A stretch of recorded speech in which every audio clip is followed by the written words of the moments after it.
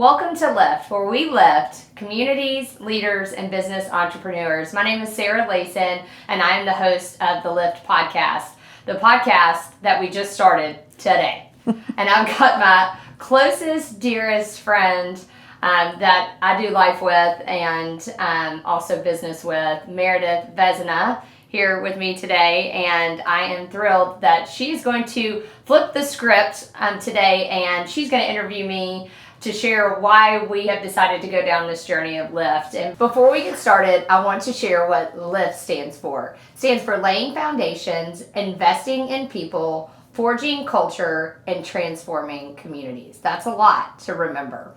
However, Meredith's going to chunk that down for us today on why we started Lift and the purpose of it, and what I hope will inspire many, many friends and family and anybody that is so kind to listen to this podcast. So, Meredith, I'm going to turn it over to you as the host of the first podcast.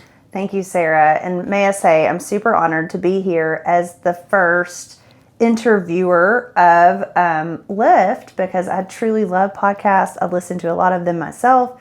So this is quite the honor for me, and I'm excited to get to do this with you. Thanks, friend. Okay, you're welcome. Okay, so tell us from the beginning, what did you feel was like really calling you to start Lift in this podcast? I think my journey as a leader has been one that God has blessed me with a lot of obstacles to develop and also blessings to pour into others. And I believe that the world right now and in general needs more leaders. Mm-hmm. And I also believe that a lot of people don't realize they're leaders and somebody is watching them. So, and I say this a lot, your kids, you're leading your children, you're leading yourself, you're leading your friends, you're leading so many different people. And I don't think as individuals we stop to truly think about that. Mm-hmm. And I think if we did, we probably would change some of our actions, some of our words, and how we respond to things. And I just think that the world is in need of more leaders. And I have been given a lot of learning opportunities along the way.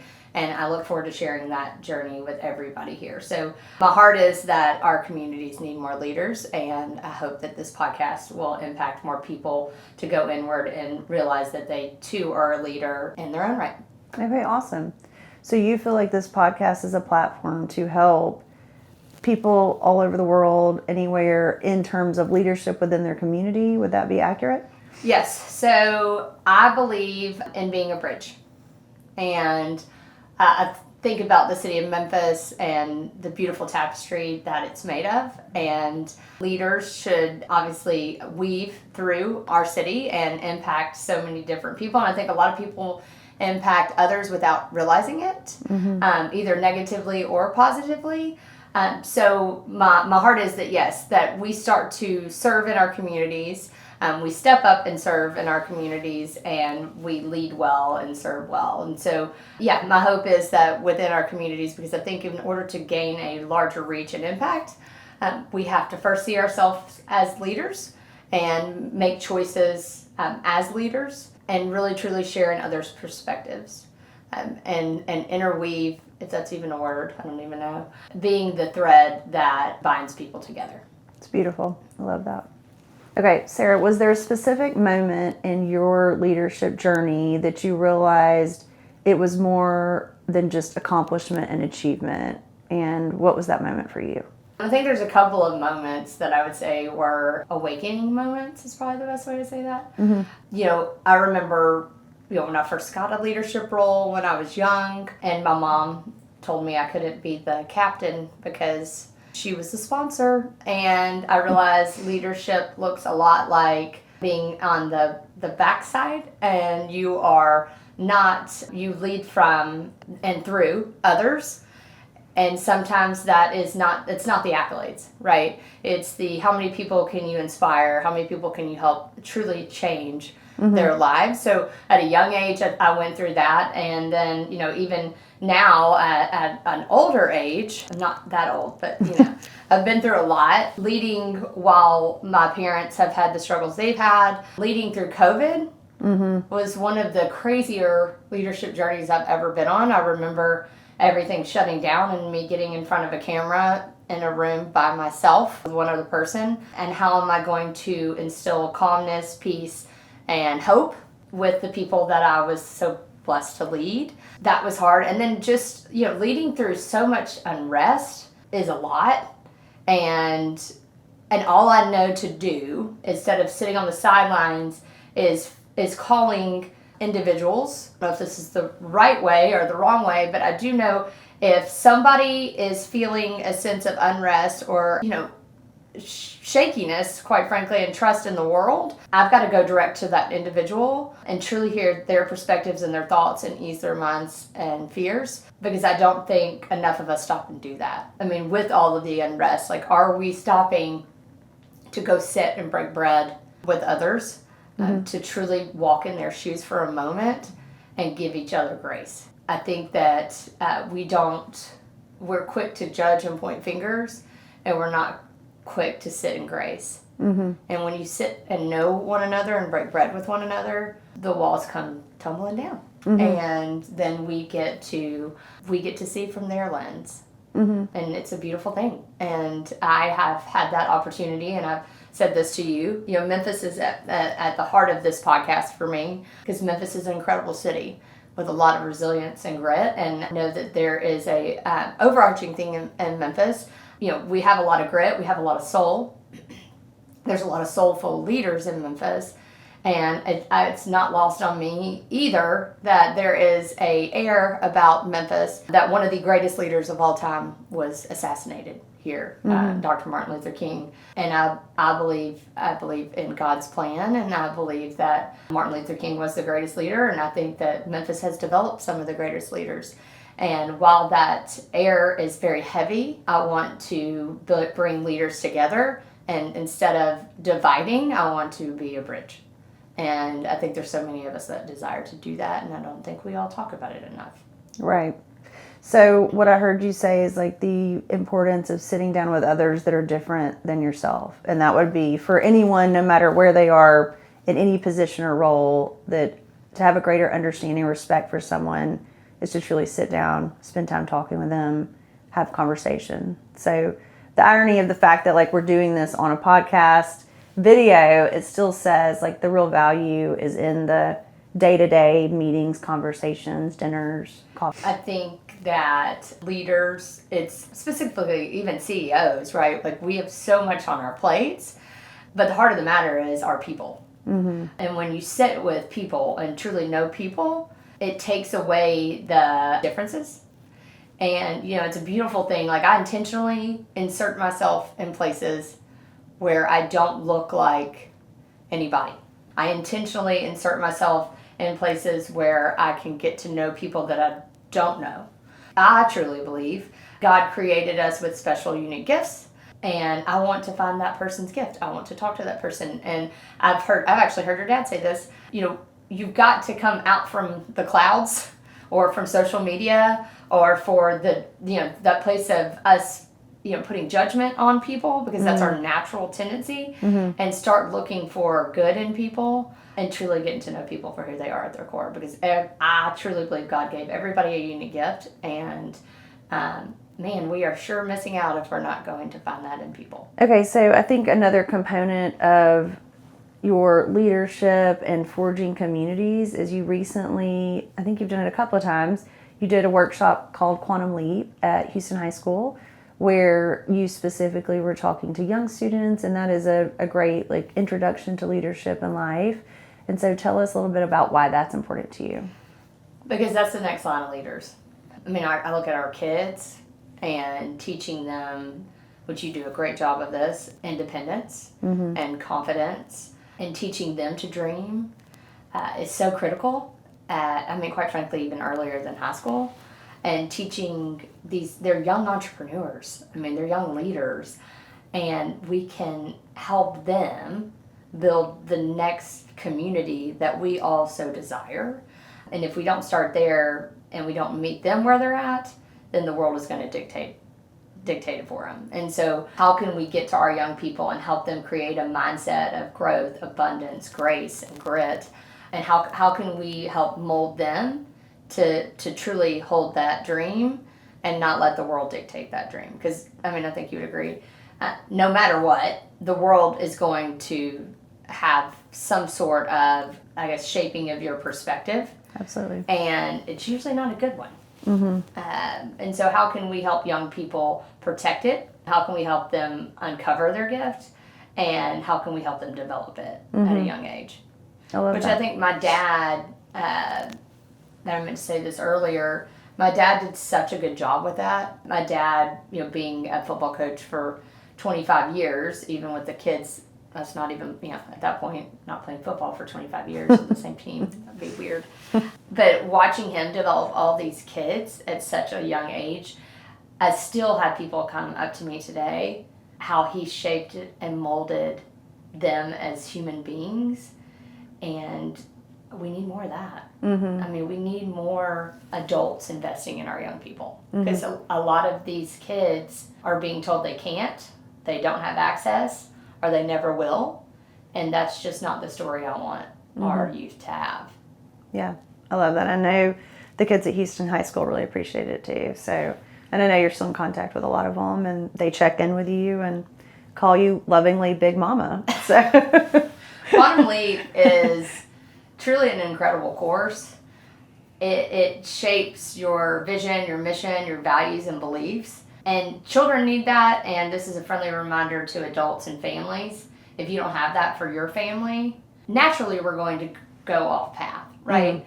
And so, what is your family's unit's mission, vision, values, and belief? And decisions are easier to make when you are all in lockstep. And I also think the world doesn't want you to be in lockstep, right? And the chaos around us doesn't either. And then I do think it's like a kink in the armor. So how can you stop? And how do you do that for yourself? How do you do that for your family? And how do you do that for our youth? So yeah, I think that's an important piece of it. And I think it's honestly not just an important piece of it. I think it's critical to you and a business entrepreneur and anybody in leadership. If you do not know where you're going to get lost really quickly. Well, you mentioned your dad, and I know he has been a huge influence in your life and the way you lead, and you really saw him as such a leader, and he was such a leader through action. You mentioned how he coached football and he was involved in it for so long.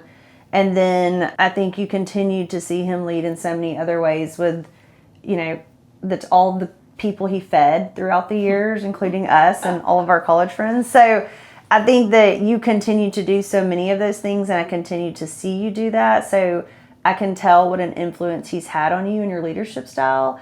And then I would also, mention that we lost your dad not that long ago, and you continued to lead through that time when you were helping nurse him when he was not doing well until, you lost him. Tell us a little bit about both of those things, just how he's influenced your leadership style, and then having to continue to be a leader during a time when you really needed to be also really focused on your family as well. So the first question was what now?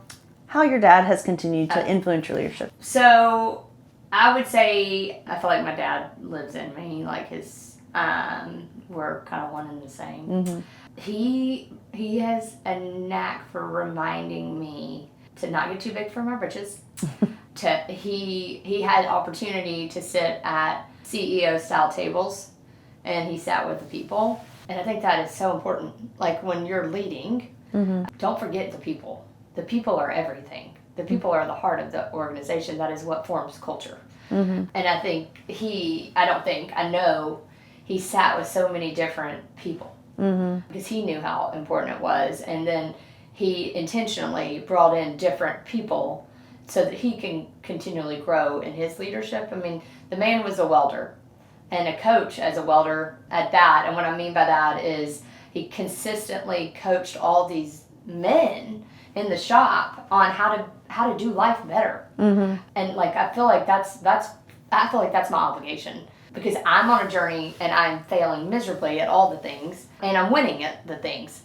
So it's a little bit of both. And as I go through that journey and I take other people through that journey, I feel obligated to teach people these lessons in life. And I mean, this is kind of the heart of the podcast, right? And who knows where this podcast will go. But I feel my dad at every opportunity, or at every, I would say disruption point in my life, I hear him, and it is, go back to the people. Like, always go back with people, sit with people, and obviously go to God, because you got to go get the information, take that to God, and the path will be laid out. And so he did that for me, and continues to do that for me. He impacted so many people, and I don't think he realized it. And so I want to continue living his legacy. I mean, I say this with Whitney. Whitney impacted so many people. And I want to, these great leaders that have shaped my life, that are no longer here, I want to be able to continue that. And I want to make them proud. Absolutely. So yeah, what was the second part of the question? Well, for those who are, tuning in, listening or viewing, they don't know who Whitney is. Do you want to tell a little bit about Whitney? So Whitney was a dear friend of mine, and she believed in me more than I probably believed in myself. She was a mentor to me in sorority life, which, as I will tell everybody, that shaped me into the business owner operator I am now. I had to learn how to operate a business. And she believed in me and taught me all the ropes. And anyway, I always followed her. So I was like, well, she's doing that really well, and she's a great leader, and look at what she's doing, and I need to just model her behavior. And so I did, pretty much my entire career. And then I laughed. Her and I would laugh because we kind of flipped, and we started the real estate team, and she wanted to get in real estate, and I was like, this is weird. I'm like, I feel like we're actually leading together. I was like, because nobody's, she always was the one who went to advice to, for leadership. And she passed in 2021, and it was devastating. It was the first hole that I have ever experienced. But the impact, it just, instead of it being an empty hole, I can hear her. And I can, when I'm out on walks and talking to God, and I feel her and my dad. What would they do? What would they do? How would they guide me? And as a believer, obviously my other question that I'm always asking is, how would Jesus handle this? I just think I am, as a faith-driven leader, I have to stop and think, how do I lead with love, understanding, and kindness? And, I'm a fiery person, naturally. Got a little bit of fire in me when I'm really passionate, and you'll probably see that on the podcast. And that's a natural tendency. But having those incredible humans in my life, that my dad was pretty chill. I would say Whitney definitely had some fire in her soul. She did. It was super spirited, but when she led, she's very calm. And she taught me that. And so, for those that don't know, those both of obviously my dad and Whitney had a major impact on my life. And I think they still do. 100%. So the next part of that question just being, I think it's a reality that everyone who is in a leadership role, or just any role that they're in their lives, also have life happening to them outside of work. And so I think it's very human to not always be able to play at the same speed all the time. And you have to give yourself that grace as well. But talk a little bit about that, because you did continue to serve in a leadership capacity while you were also leading your family and caring for your dad, and grieving the entire process of what he was going through, taking care of your mom, your family, the whole thing. So share a little bit about that. Well, I think we have to look at the hierarchy of leadership, right? How are we leading ourselves? And what is God's plan for us, right? And so we have to go inward. And then how are we leading our family? And then how are we leading in business? And I don't think we stop to think about the order. And the order is critical to success, and quite frankly to staying sane. And was it hard? It was the hardest time I've ever been through. I say that I think my mom having a stroke and being pulled was hard. Dad, going through the 9 months that we did with Dad was hard. Leading is hard. Life is hard. And so I think I just got really clear. I was very clear. The order mattered. And I was actually talking to a friend about this earlier today. When the order matters and the order is a priority, some people may not understand it. And it's very isolating because naturally, when you're leading a large group of people, they expect you to still show up accordingly. And when life throws a major curveball, you physically can't. Right. And mentally you can't. Spiritually, you better find the faith and root in that. And I got to where I tried to apologize. I tried to, even coming out of grief. Because when you're in grief, it's a dark, lonely place. But coming out of it, I was like, gosh, I've dropped the ball on all these relationships and all these people. And no, I didn't. I didn't drop any balls. I was right where I needed to be. Again, it's God's plan, God's timing. I was exactly where I needed to be. And for whatever reason, I don't think I ever lose relationships. I just think paths change. I think God's path for people change. And instead of looking at it as a loss, I look at it as a gain, which is a hard shift, that I got to have that time with that person. And I'm saying that in business. I mean, business leaders, people come and go. In real estate, we also are in real estate. People, and I'm not just saying it's not life or death, but the relationship grows stronger, maybe a little weaker, because you have to allocate your time to God, family, than business. And letting go and understanding that just because it's not right now with that relationship doesn't mean it won't be in 10, 15, 20 years. For whatever reason, God is saying those paths have to go separate ways. And then I do believe if they are meant to be in some other partnership or future opportunity or whatever, they will come back together. And if not, that's okay, because God had a different plan. Right. And that's the hardest thing for entrepreneurs. And I think it's so important. I think people have to understand, coming out of grief, life is going to look completely different. Your relationships are completely different. What you value and what's important is completely different. I mean, we're in a season in real estate that there is a ton of disruption. It's not life or death. Right. It is. Do I like to win? Do I like to help people? Do I like to serve people well? Yes. But when it's life or death, everything gets super clear. Sure. And the time is critical, because you won't get it back. Absolutely. In that relationship, in business or in life, you may have the opportunity to get that back. But I think you have to love people well in different seasons of your life. And you need to honor them. And it's so easy for all of us in general as people to get hurt and inwardly hurt. And I do it as well. But then I have to take a moment to reflect on that and understand that everybody's got a different path, plan, agenda. And that's not a bad thing. For whatever reason, that was supposed to happen. Right. And I don't need to think ill or negatively about anybody else, because they might be going through seasons. Sure. It's taught me a lot. Grief and losing people that I hold near and dear to my heart has taught me a lot. But it's also taught me to count all the blessings. And I think that's why I feel so called to do this, because I don't think a lot of us are looking at life through certain perspectives and lenses to get the most out of our life. Yeah, I think I can tell you like firsthand from watching you through all these experiences that you really do that and you really mean that. And I don't think that's always easy for most people to do. I can say it can be really hard for me as your friend. I think it's hard for everybody, because I think from a leadership standpoint, and again, we're all leaders, your people closest to you, you want to protect the people that you love, and you don't want them to get taken advantage of. I mean, that's how we naturally think. Like, my friend's getting taken advantage of, or this is wrong.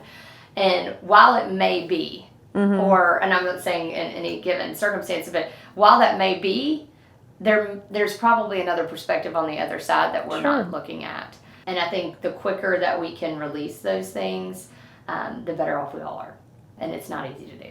So for anyone watching or listening that feels unqualified or disconnected from leadership, why would you say Lift is like the right platform for them to come and engage in? So I'm going to take you down a journey. This is a serious podcast today, but I mean, I am a bold personality and I'm very authentic and a little quirky.